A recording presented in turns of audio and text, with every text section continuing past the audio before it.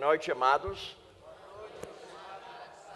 É um prazer para eu estar com vocês novamente hoje à noite, com a palavra de Deus em nossa mão, o Espírito Santo que habita em nós, e uma boa palavra de instrução. E nós fazemos nossas súplicas a Deus, pedindo que Ele esteja nos dando entendimento, para que nós possamos compreender a boa, agradável e perfeita vontade de Deus.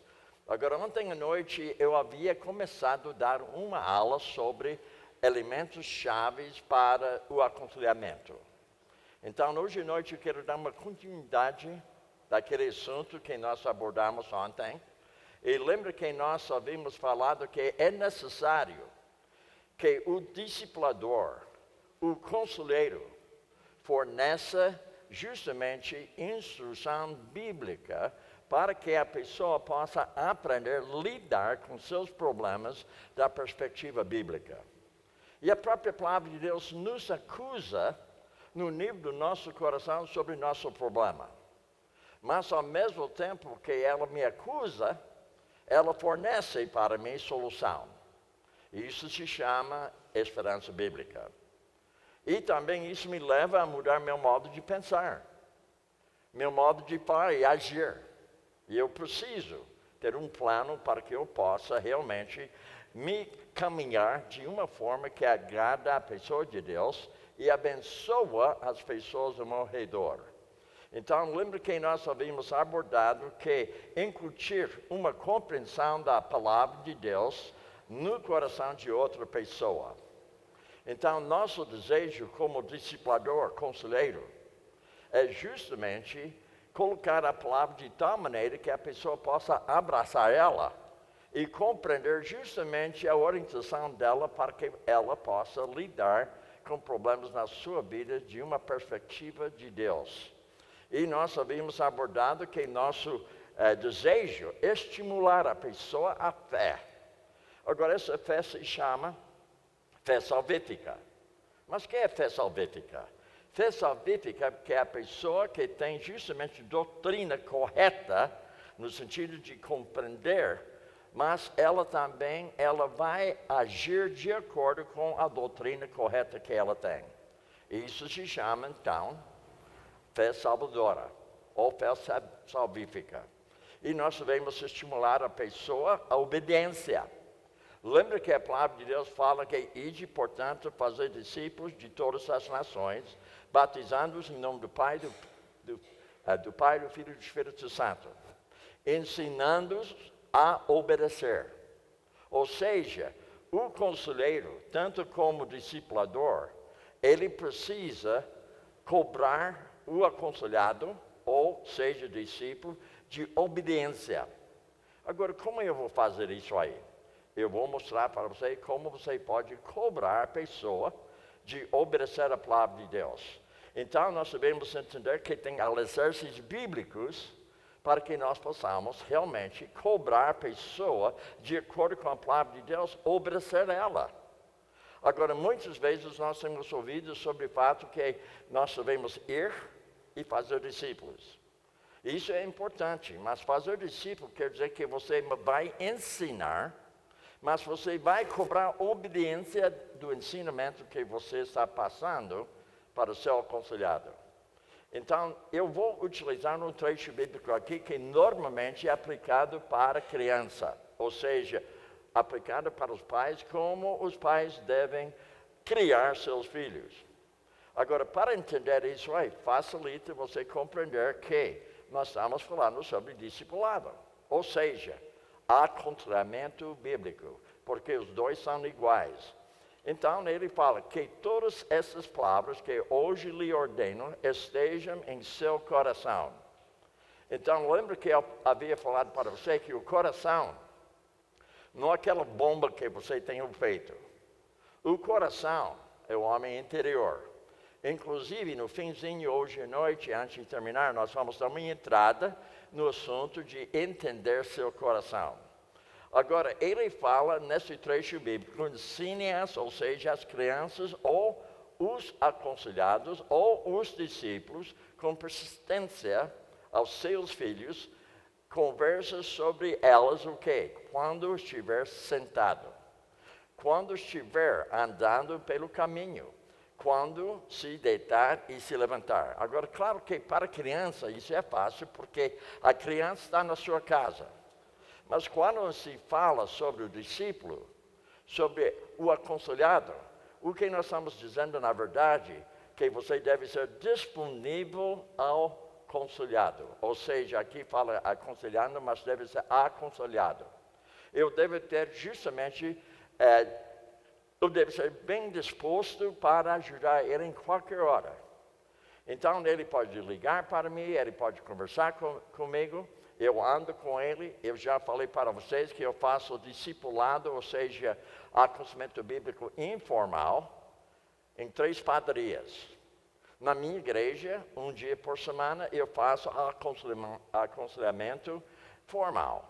Mas quando se trata desse assunto, repara comigo que nós devemos ser disponíveis ao nosso aconselhado.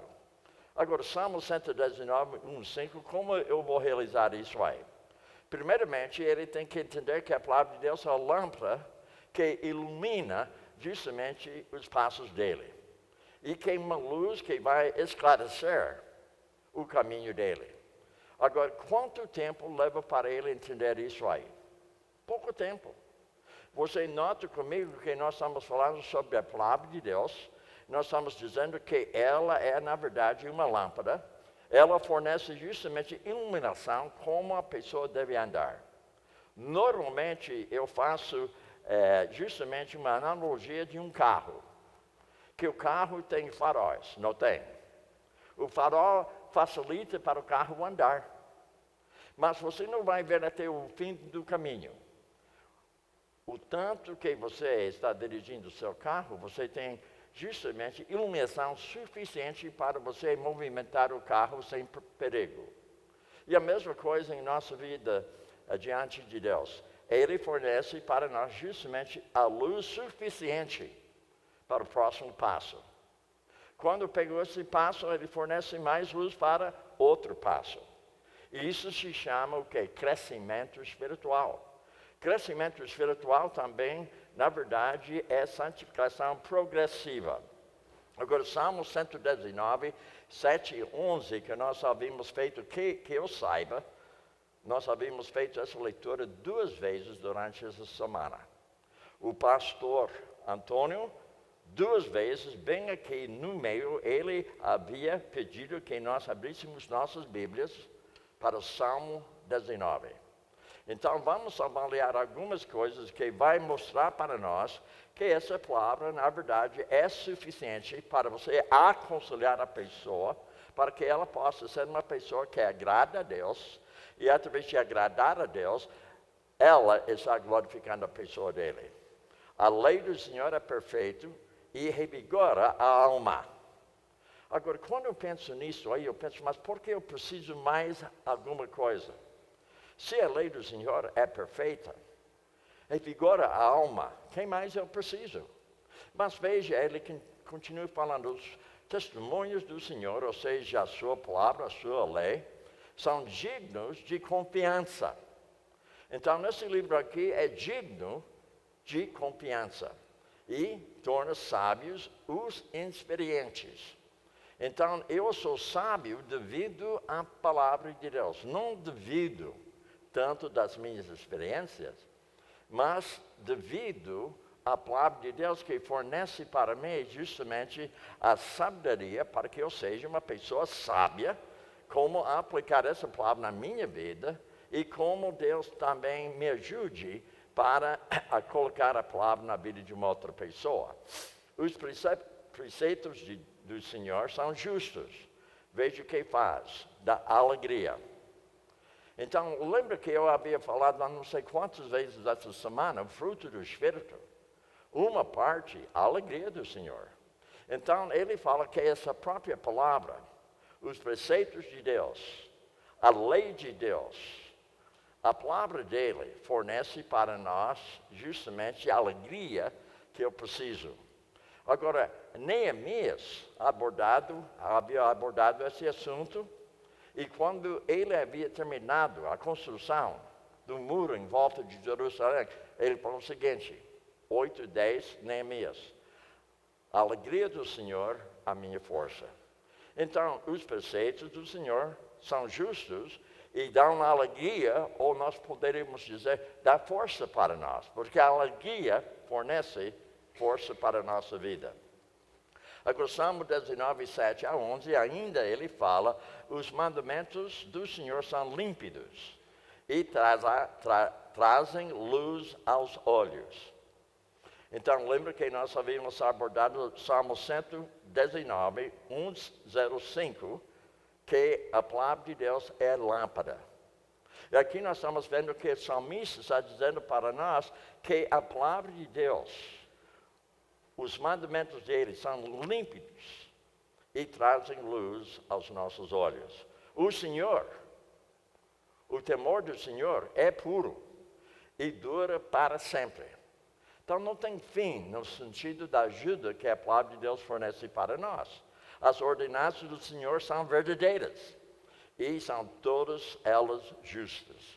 Então, por esse motivo, eu digo para você, eu sou conselheiro bíblico devido ao fato que eu confio na palavra de Deus, porque ela fornece para mim a confiança que eu necessito. Ela fornece para mim a alegria que eu necessito. Ela fornece para mim a iluminação que eu necessito para que eu possa me conduzir de acordo com a vontade de Deus e com a vontade dele. A vontade dele é que você procura agradar a ele, e agradando a ele, você está glorificando a pessoa de Deus. São mais desejáveis do que o ouro, e do que muito ouro puro, e mais doce do que o mel, ou seja, do que as gotas do favo. Então, por esse motivo, nós estamos fazendo uso da palavra de Deus, porque ela mesma declara que ela é suficiente. Se alguém aqui hoje à noite tem uma dúvida que essa palavra é suficiente, você só precisa meditar nesse trecho bíblico. Você precisa avaliar o que Deus está dizendo para você. Você falta alegria, ele fala que a palavra dele fornece alegria para nós. Você está faltando iluminação, ela fala que essa palavra fornece para nós o quê? Iluminação. Então, nós devemos fazer uso sempre da palavra de Deus, como foi falado já hoje à tarde, ou seja, hoje à noite, quando o pastor pediu que nós abríssemos nossas Bíblias, 2 Timóteo 3,16. Toda a escritura inspirada por Deus é útil. Ensino, repreensão, correção, educação, objetivo, que o homem seja habilitado e maduro para toda boa obra de Deus. Agora, 2 Timóteo 2,15, nos coloca na parede como conselheiros. Mas, ao mesmo tempo, nós devemos passar isso para o aconselhado. Procure apresentar-te a Deus aprovado como obreiro que não tem do que se envergonhar. Ou seja, o que maneja bem ou corretamente a palavra da verdade. Agora, a minha pergunta para nós hoje à noite. Como você está manejando essa palavra para a sua vida particular? Se você tivesse que fazer uma prova hoje à noite sobre algumas coisas básicas que havia falado durante essa semana, como você ia sair? Você ia sair com nota 10, 8, 7? Que seria a sua nota se eu tivesse dado para você uma pequena prova durante essa tarde para você cumprir com Bíblia aberta? Que seria a sua nota? Notem que ele coloca diante de nós, procura apresentar-te a Deus provado, aprovado, como obreiro que não tem que se envergonhar. Que ele maneja corretamente a palavra da verdade. Agora, interessante como o pastor, ele gosta de tirar justamente algo que eu quero falar, ele já fala, né? Não foi esse trecho bíblico que nós começamos hoje à noite? Então vamos ver novamente. Inspirada é útil. Para o quê? Ensino, repreensão, correção, instrução. para que o homem de Deus seja apto e também plenamente preparado para toda boa obra.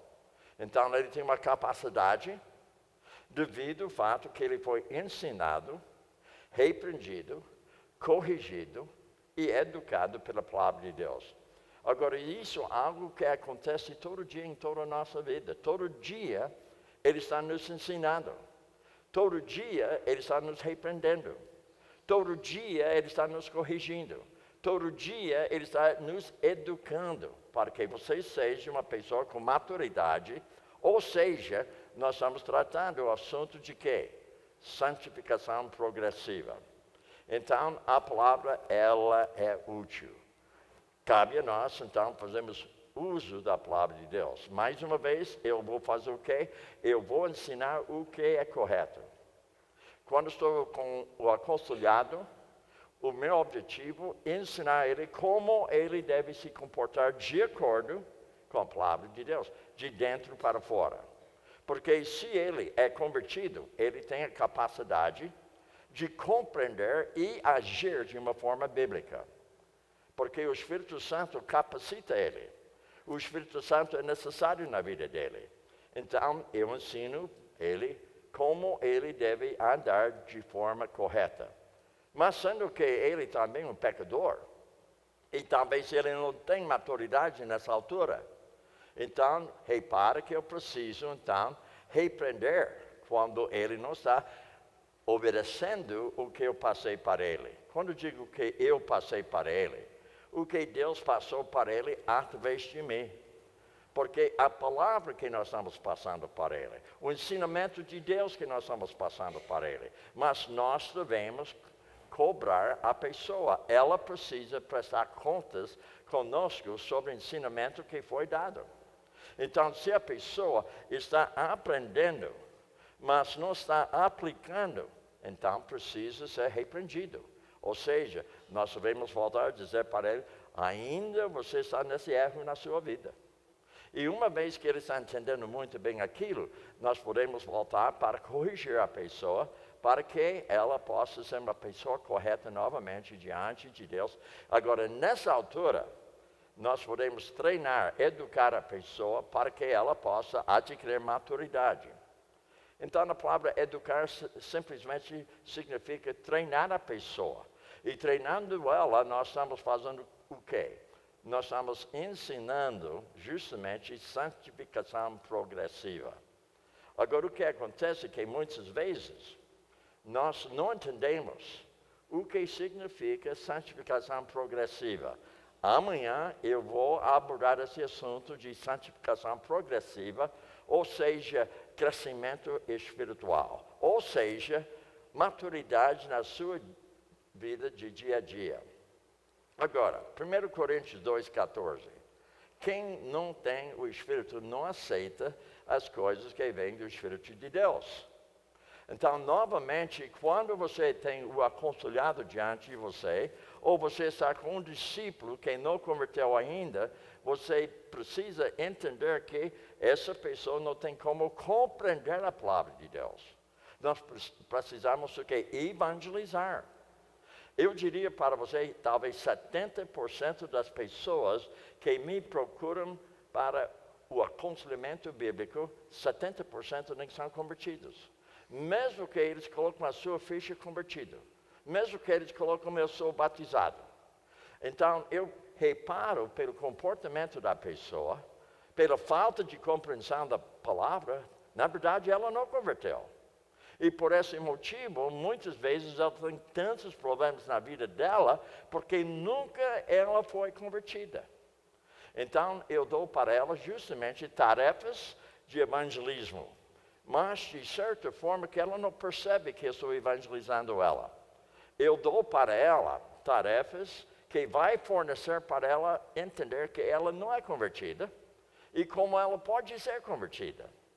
E muitas vezes, através de uma tarefa tal, ela se converte na sua casa e logo mais quando ela volta para a minha sala ou quando eu encontro com ela lá na padaria novamente, eu estou reparando que houve uma mudança na vida dela, porque houve uma transformação do seu pensar. Porque Deus, através do Espírito Santo, invadiu seu coração. Agora, para a pessoa incrédula, a palavra é loucura.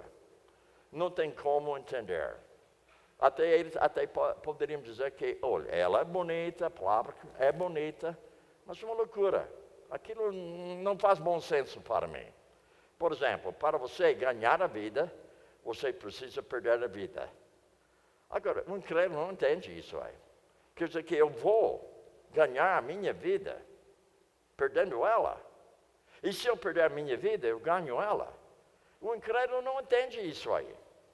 Então, por esse motivo, nós devemos entender que o primeiro passo é que você precisa evangelizar a pessoa uma vez que você não tenha certeza que ela é uma pessoa convertida.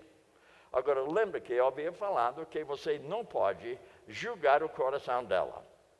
Mas você pode avaliar os pensamentos dela quando ela fala. Você pode avaliar o comportamento dela. E quando ela fala sobre seus problemas, você pode avaliar a vida dela conforme aquilo que ela está dizendo para você. Então, isso leva para você gastar mais tempo para que você possa chegar à conclusão se ela é ou não é convertida. Porque se ela não é convertida, de acordo com a palavra que nós abordamos, ela não vai entender o que nós estamos abordando na palavra para a vida dela. Porque para ela é uma loucura. Ela não tem a capacidade de entender essas escrituras. Porque elas são discernidas espiritualmente. Então, quando eu falo, você percebe que quando estou abordando o assunto, sempre tem base bíblica. Não é para você sair daqui hoje à noite dizendo que o Bill falou. Não, o Bill falou da palavra. O Bill baseou seu ensinamento na palavra. As minhas palavras podem voltar vazias, mas a palavra de Deus não volta vazia. Ela, justamente, é uma palavra viva. Ela é uma palavra eficaz. Ela é mais cortante que qualquer espada de 2 gumes. Ela pode penetrar no coração da pessoa. Agora, a questão é você conhecer bem a palavra, como manejar bem ela na vida da pessoa. Por esse motivo, durante essa semana, eu estou tratando com vocês a base, ou seja, a alicerce de aconselhamento bíblico e o discipulado. Agora, voltando para a nossa apostila, passos para alcançar. Agora, isso é interessante, siga princípios são de hermenêutica. Agora eu vou fazer uma pergunta, quantos pastores tem aqui? Levante sua mão. Quantos presbíteros tem aqui? Quantos diáconos tem aqui? Quantos professores na escola dominical tem aqui? Agora, a minha pergunta é a seguinte. Quando foi a última vez que você deu uma aula de hermenêutica? Você lembra? Qual foi o último dia que você deu uma aula de hermenêutica? Quando foi?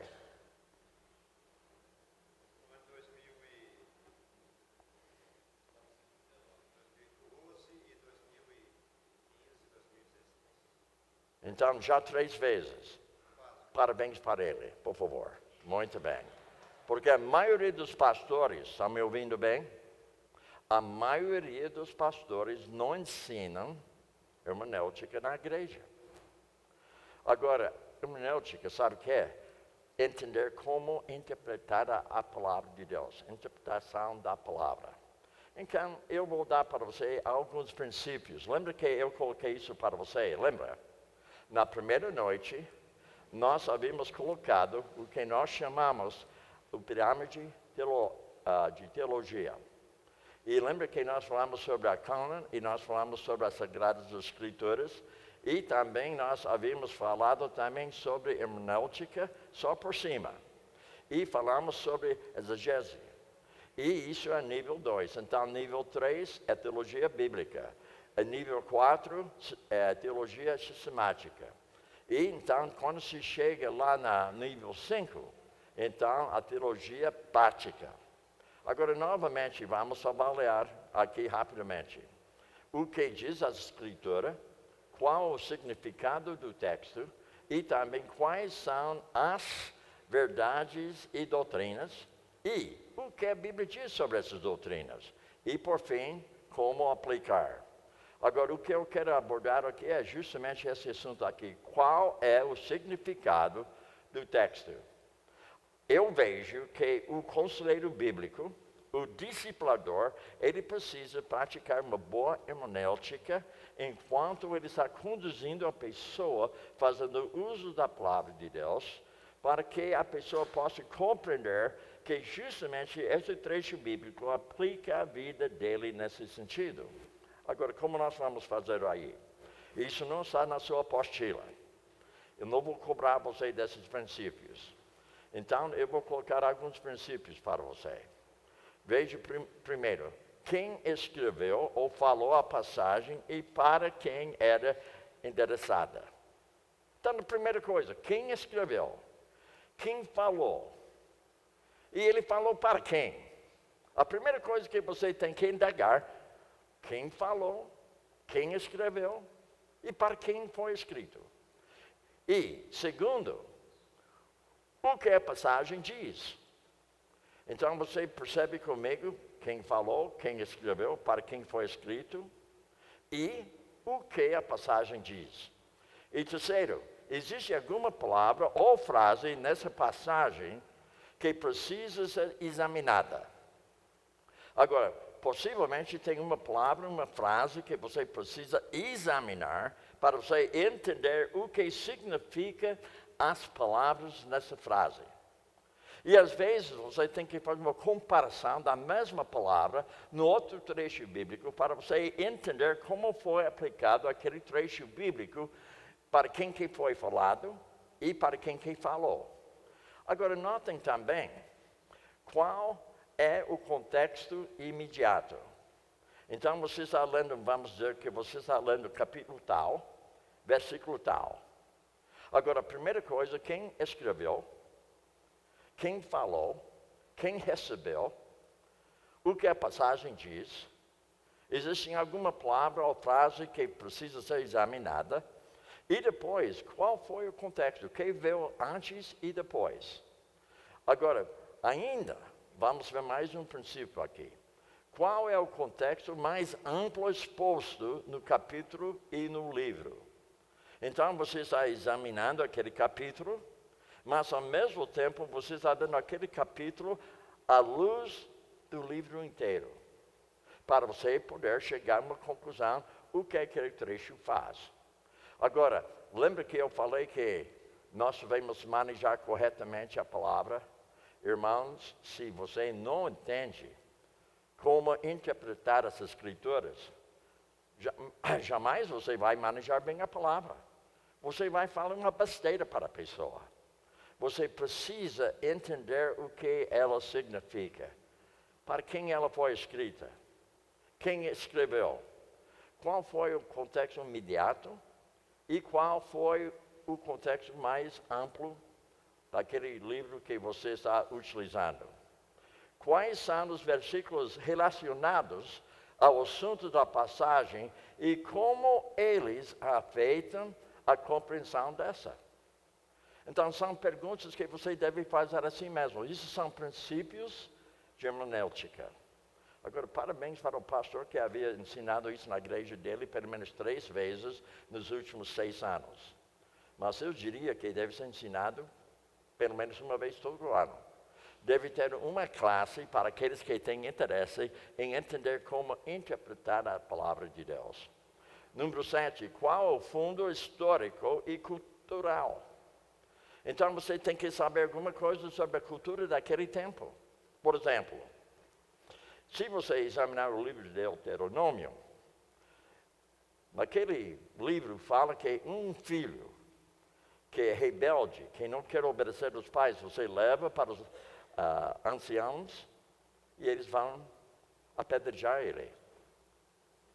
Agora, a gente faz isso hoje? Não. Mas naquele tempo foi feito daquele jeito. Nós temos que entender, mas por que foi feito daquele jeito? O que foi atrás daquilo? Por que foi escrito daquele jeito? Então você percebe comigo, essa parte hermenêutica é importante. Agora, quando eu cheguei aqui no Brasil, em 71, a mulher não podia usar calça comprida. Você lembra daqueles dias? Uma mulher não podia. O homem não podia ter barba. Sabe por quê? Porque a Bíblia fala no passado que a mulher não deve usar a roupa do homem. Mas a roupa do homem daquele tempo era saia. Não era calça. Mas você percebe que se você não entende bem essas escrituras, por exemplo, uma vez uma pessoa me julgou porque eu tomei vinho na minha casa, dizendo que você não deve ter vinho, não deve tomar. Mas a Bíblia não fala isso, a Bíblia fala que não deve estar embriagado. Então você precisa examinar essas escrituras. E quando fala o dia do Senhor, não está falando do domingo, mas todo mundo fala o dia do Senhor é domingo. Agora, escutem bem, o dia do Senhor é todos os dias. E o dia do Senhor, conforme essas escrituras, o dia de julgamento. Então, domingo, será que ele vai nos julgar? Não! Todo dia, o dia do Senhor no sentido de prática. Mas quando a Bíblia fala sobre o dia do Senhor, ele está falando sobre o futuro, o dia do Senhor, quando ele vai julgar a terra. Mas como eu sei disso aí? Hermenêutica. Agora, notem também, número 8, qual a conclusão que eu posso tirar dessa passagem para mim?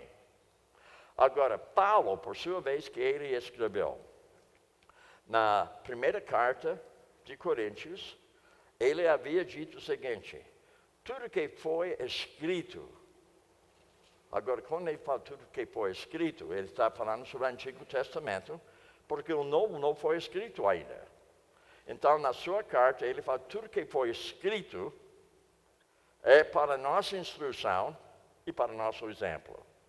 Mas para você entender o exemplo, a instrução, você precisa entender hermenêutica. Inclusive, pastor Antônio, quando ele está no seminário, se me engano, ele tinha pelo menos um semestre sobre esse assunto, não é isso mesmo? Mas o que eu acho interessante, a maioria dos pastores não ensinam isso na igreja. Parece que aquela matéria é somente para o pastor. Não, é para todos nós. A minha própria igreja dos Estados Unidos, a maioria das pessoas nem sabem o que eu estou dizendo aqui hoje à noite. Eles não entendem. Eles acham que esse assunto é só para o pastor. Não é para toda a igreja. Agora veja então, número 9. Número 9, as minhas conclusões concordam ou discordam de áreas relacionadas nas Escrituras ou com outras pessoas que já estudaram essa passagem. Agora, eu podia só falar isso sobre esse assunto hoje à noite, mas eu queria apenas abrir a sua compreensão para você entender que isso é necessário para a sua vida. Agora, notem também o que eu posso aprender e aplicar na minha vida conforme aquilo que foi colocado para mim hoje à noite. Então, isso aí simplesmente 10 princípios bem simples concernente ao assunto de hermenêutica. Agora, vamos avançar mais. Agora, passos para alcançar. Aplique os textos à situação específica do aconselhado. Então, vamos supor que ele tem problema de faltar paciência. Então, quais são os trechos bíblicos que eu vou abordar com ele? Claro que eu vou abordar os trechos bíblicos que falam algo sobre ira, algo sobre irritação, algo sobre paciência. Eu vou abordar assuntos para que ele possa entender que a sua falta de paciência, isso aí ofende a Deus. Não somente as pessoas, mas, no primeiro lugar, ofendeu a Deus. E não somente que eu vou mostrar para ele como ofende a Deus, mas eu vou ajudar ele a entender como ele pode vencer essa falta de paciência na vida dele, fazendo uso da palavra de Deus, que tem solução para ele, fazendo uso dos trechos bíblicos aplicados para o problema dele. Agora, notem também, desenvolva maneiras criativas de ensinar as Escrituras. Então, você percebe como eu tenho feito isso com PowerPoint? Às vezes, um quadro, um diagrama, uma foto, às vezes fala melhor do que 1000 palavras. Você já percebeu? Então, às vezes, quando eu estou na sala de aconselhamento bíblico, na minha sala, eu faço justamente o que eu estou fazendo com vocês. Eu coloco meu computador aqui ao meu lado, o projetor, e jogo na tela atrás de mim, e eu estou conversando, explicando para ele. Agora, se você não tem projetor e computador, você pode fazer desenho. Lembra que aquele riozinho que eu coloquei para vocês? Aquilo é muito bom para a pessoa entender o que é discipulado. Agora, constantemente, considere como sermões e outras formas de estudo bíblico podem ser usados na sala de aconselhamento bíblico. Uma tarefa que eu dou para o aconselhado, ele precisa frequentar a igreja local, mesmo sendo descrente. E enquanto ele está sentado na igreja, ele precisa fazer anotações. E quando ele está fazendo as anotações, eu tenho algumas perguntas para ele concernentes às anotações. Como você vai aplicar isso na sua vida? Qual foi a chave para você? O que chamou a atenção? Que trecho bíblico confrontou você? Que trecho bíblico foi consolação para você? Então, enquanto ele está sentado, ele está anotando. Você percebe que a maioria das pessoas na igreja não anota nada. Nada. Só fica sentado. Agora, não sai daqui dizendo que eu falei todos. Eu falei a maioria não faz anotação. E a maioria dos pastores, eles não colocam esboço para o aluno ter enquanto ele está dando aula. Ou seja, quando ele está pregando, eu creio, na minha igreja, se você estivesse na minha igreja, na hora de pregação, você vai ter um esboço. E esse esboço, você vai acompanhar o que está sendo pregado. Como você está fazendo hoje à noite. Agora, veja bem, use diagramas e ilustrações para transmitir instrução. Então, tudo isso vai facilitar para você ensinar a pessoa. Use testemunhos pessoais, comoventes, que ensinam verdades. Então, você pode até falar para o aconselhado discípulo como você passou uma dificuldade e como Deus utilizou a palavra de Deus na sua vida, como o Espírito Santo deu esclarecimento para você e como você venceu aquilo, porque Deus mostrou para você biblicamente e capacitou você pelo Espírito Santo e você dá um testemunho para Ele. Notem também, lembre-se que nem todos estarão tão prontos para ouvir instrução. Nem todo mundo quer aprender. Depois duas ou três sessões com a pessoa, se ela não está fazendo as tarefas, tchau. Eu não vou fazer mais com ela. Eu vou orar por ela. Eu vou manter contato com ela. Mas eu não vou gastar tempo com ela, não. Porque a Bíblia me fala que eu devo ensinar pessoas fiéis. Como você vai ensinar alguém fiel que não é fiel? Não tem como. Você precisa ensinar alguém que vai dar ouvido de tal maneira que ela escuta e pratica o que você está passando para ela. 6. Dê tarefas práticas, algo que ela pode fazer em casa. Agora, o psicólogo, ele não dá tarefa. De vez em quando, ele pode até dar uma leitura para você. Mas, normalmente, quando alguém me procura, que já havia passado pela mão de um psicólogo, a primeira coisa que eu pergunto, como foi o resultado do seu tempo com ele? O que ele falou que era seu problema? Ele ficou olhando. Eu não sei. E quais foram as tarefas que ele deu para você? Ele só pediu que eu falasse para ele. E de vez em quando ele falou assim comigo.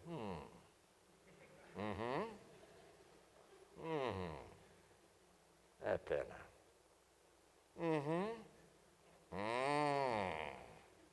Então, ele dá aquela cara que ele está entendendo, mas ele não está entendendo nada.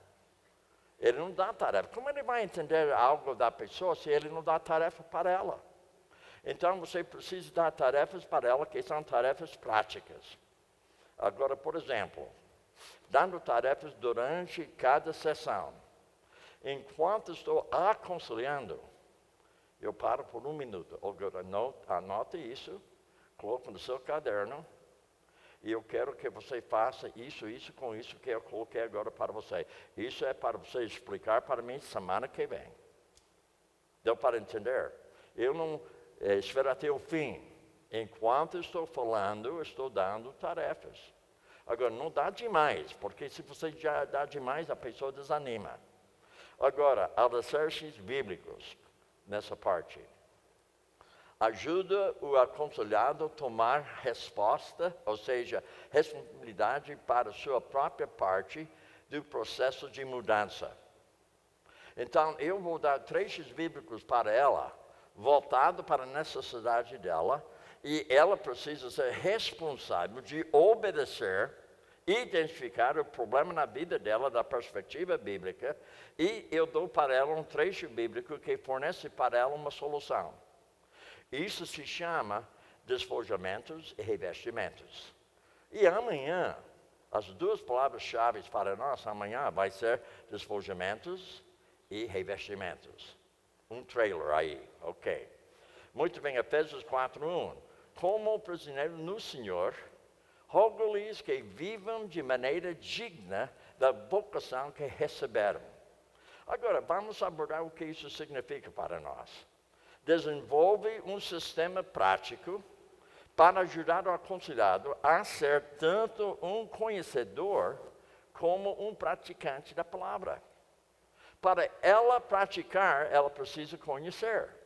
Para ela conhecer, ela precisa ser ensinada. E se ela não está praticando, ela precisa não somente ser ensinada, mas agora ela tem que ser repreendida. E quando ela está sendo repreendida, você deve corrigir ela. E uma vez que você corrigiu ela, agora você pode começar a treinar ela biblicamente. Então, aconselhamento bíblico, discipulado, requer esforço da sua parte. Então, desenvolve um sistema prático para ajudar o aconselhado a ser tanto conhecedor, como também um praticante da palavra. Lembra que Tiago fala claro, tornai-vos, pois, praticantes, não somente ouvintes, enganando-vos a vós mesmos. Então, daí, você está vendo o trecho. Seja praticante da palavra, não apenas ouvintes, enganando-se a si mesmo. Outra prática, reconhece que a fala somente rouba a pessoa da esperança disponível em Deus e na sua palavra. Então, se você simplesmente está só falando, e ela está só falando, mas não praticando, ela nunca vai abraçar a esperança. A esperança vem através de praticar a palavra. Mateus 7, 24 e 27, nossa base aqui. Portanto, quem ouve essas palavras e as pratica é como um homem prudente que construiu a sua casa sobre uma rocha. Agora, a palavra-chave aqui que é prática. Ela precisa praticar. Cai a chuva, transforma os rios, sopram os ventos e deram contra aquela casa e ela não cai. Ela não caiu. Por quê? Porque ela foi construída sobre uma rocha. Então, se a pessoa não pratica a palavra de Deus, logo que vem um problema, ela vai cair. Porque ela não pratica a palavra. E quem que não pratica a palavra não vai ter maturidade. E maturidade vai fazer com que você possa vencer, porque você sei como enfrentar aquele problema de uma perspectiva bíblica. E a mesma coisa quanto o filho do pastor que joga futebol. Ele precisa ter maturidade no campo. Se ele não tem maturidade no campo, mesmo que ele tenha justamente talento, sem maturidade, ele não vai longe não. Ele precisa mais do que jeito, ele precisa mais do que talento, Ele precisa maturidade no campo para que ele não fique nervoso lá no campo. Quando o jogador fica nervoso, ele não joga bem mais. Ou se ele fica com uma preocupação tremenda, ele perde justamente o jogo devido ao fato que ele não tem maturidade lá no jogo. Agora, veja também que ele fala, mas quem ouve essas minhas palavras e não as pratica, é como o insensato que construiu a sua casa sobre a areia. E caiu a chuva, transbordou os rios, sopram os ventos, deram contra aquela casa, ela cai. Agora, eu creio que nem tem que explicar esse trecho bíblico. Mas como você aplica na sua vida? Quando você está utilizando uma boa hermenêutica, que seria a aplicação para você? Como você vai aplicar isso na sua vida? Para mim está na cara. Eu faço leitura, eu ouço a palavra de Deus, eu estudo ela, eu fico memorizando partes dela e praticando uma boa hermenêutica para que eu entenda para que eu possa entender como aplicar aquilo na minha vida. Continua com a aplicação da verdade bíblica entre as sessões de aconselhamento. Então, eu vou aplicar sempre a palavra de Deus para ela durante nosso tempo juntos. Jesus dizia a todos, se alguém quiser acompanhar-me, o que ele precisa fazer? Negar a si mesmo. Agora, será que um incrédulo entende isso aí? Não vai entender. Por esse motivo, você tem que dar tarefas voltadas para o evangelismo se ela não é crente. Tome diariamente a sua cruz e siga-me. Ainda permite o aconselhado a crer que as coisas podem ser o quê? Diferente ainda hoje. Ou seja, ela tem que sair da sua sala. Ela tem que sair da padaria onde você está com ela, com uma esperança, com uma solução que ela possa vencer. E se ela não tem essa esperança, logo mais ela não volte mais. Ela precisa ser motivada. E para motivar a pessoa, você tem que colocar para ela esperança que ela pode até vencer hoje mesmo essa área na sua própria vida, aplicando a palavra de Deus. E Deus é poderoso para fazer que lhe seja acrescentada toda a graça, para que em todas as coisas, em todo o tempo, tendo tudo o que é necessário.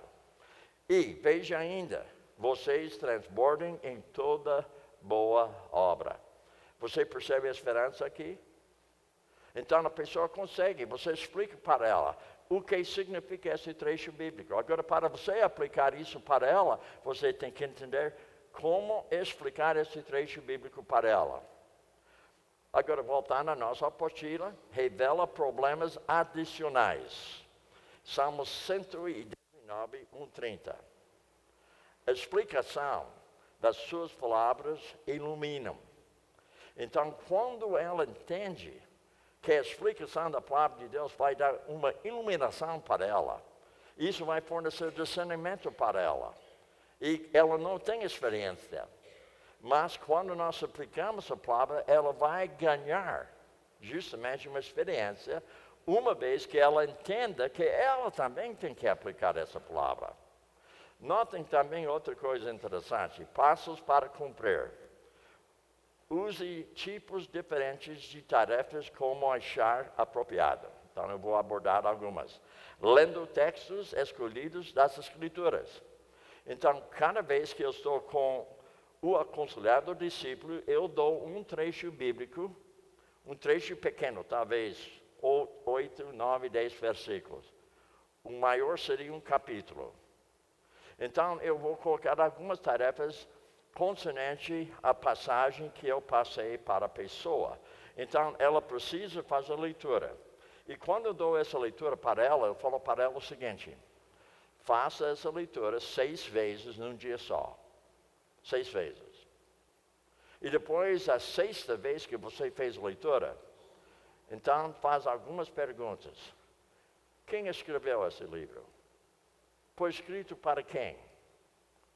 Qual a significação desse trecho bíblico? Que significação tem para a minha vida? Como eu posso aplicar isso na minha vida? O que chamou a sua atenção na leitura depois 6 vezes? E também, se chamou a sua atenção, qual foi o seu pensamento quando a sua atenção foi chamada desse trecho bíblico? Outra aqui, não faça hora silenciosa essa semana, mas sim, leia 1 João por inteiro, anote as características de uma pessoa que está andando na luz. Uma boa tarefa. Ela pode fazer justamente essa tarefa. Em vez de ela ter tempo devocional, vamos falar para ela, o seu tempo devocional vai ser justamente essa leitura aqui. E você vai dar outras leituras para ela futuramente. Meditando na palavra ou memorizando passagens bíblicas apropriadas.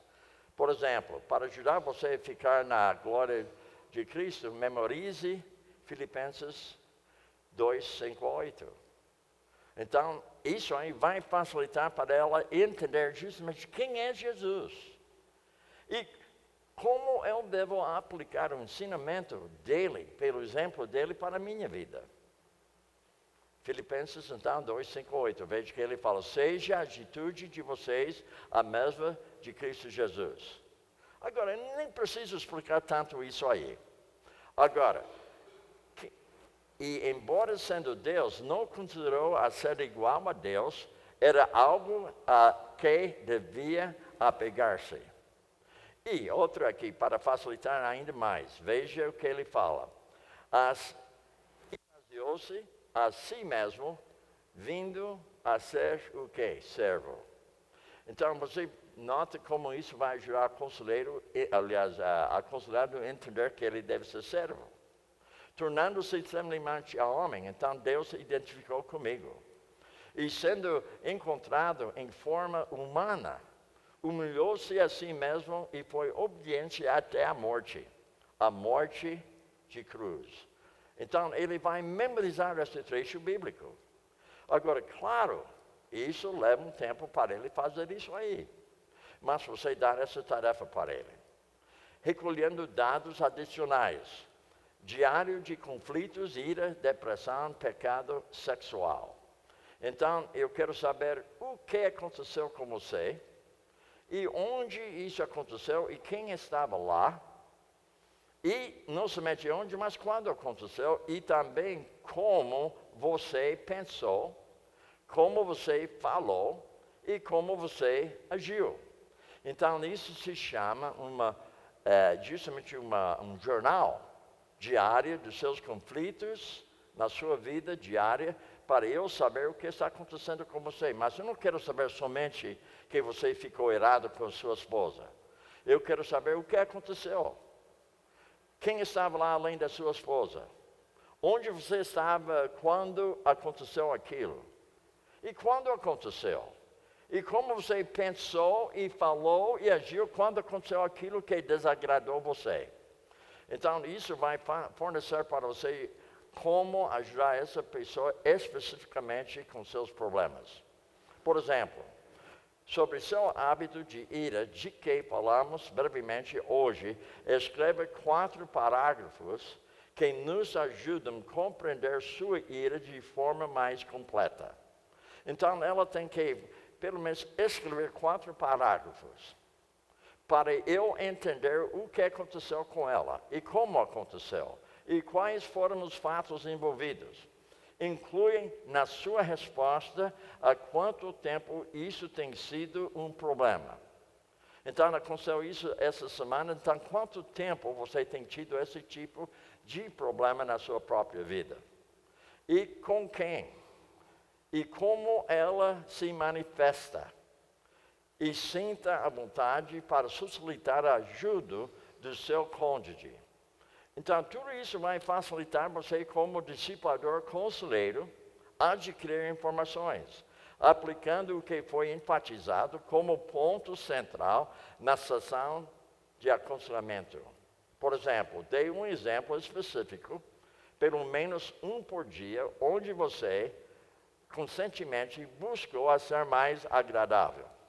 Muito bem, antes do nosso intervalo, eu quero falar para você uma tarefa bem simples. Eu falo para o aconselhado, o discípulo, Eu quero que você anote 7 coisas que você pode fazer essa semana que vai abençoar alguém. E a pessoa fica, puxa, 7? É 7. Anota 7 coisas hoje você pode fazer para sua esposa, que vai ser uma bênção para ela. E você não fala para ela o que você vai fazer. E faz algo que você normalmente não faz. Eu vou lhe dar um exemplo. Eu não gosto de gata. Eu não gosto de cachorro. Mas a minha esposa, ela tem uma gata. E a gata tem uma caixinha.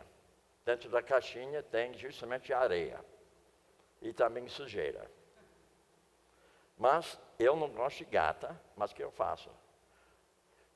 Às vezes, antes de ela levantar, eu vou lá, eu limpo a caixinha.